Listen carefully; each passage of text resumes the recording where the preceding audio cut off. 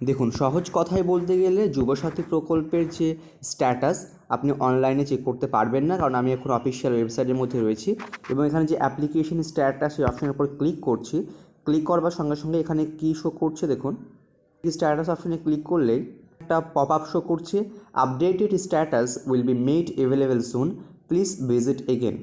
তো এখানে কিন্তু এখনও পর্যন্ত অফিসিয়ালি এনেবল করা হয়নি, আপডেশন করা হয়নি। তো সহজ কথায় আপনি অনলাইন থেকে চেক করতে পারবেন না।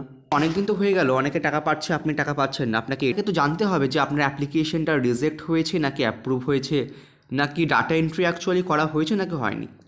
তো আপনার যেখানে অ্যাকচুয়ালি কাজ চলছে সেটা ব্লক হতে পারে অথবা মিউনিসিপ্যালিটি হতে পারে, সেখানে আপনার আধার কার্ড নিয়ে আপনাকে যেতে হবে।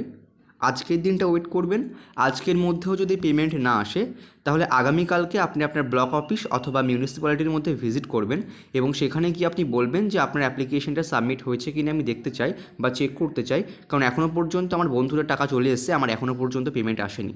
ওরা কিন্তু আপনার ডিটেলস বলে দেবে যে অ্যাকচুয়ালি অ্যাপ্লিকেশন সাবমিট হয়েছে নাকি এখনও পর্যন্ত অ্যাপ্লিকেশন অফলাইন অবস্থাতেই পড়ে রয়েছে।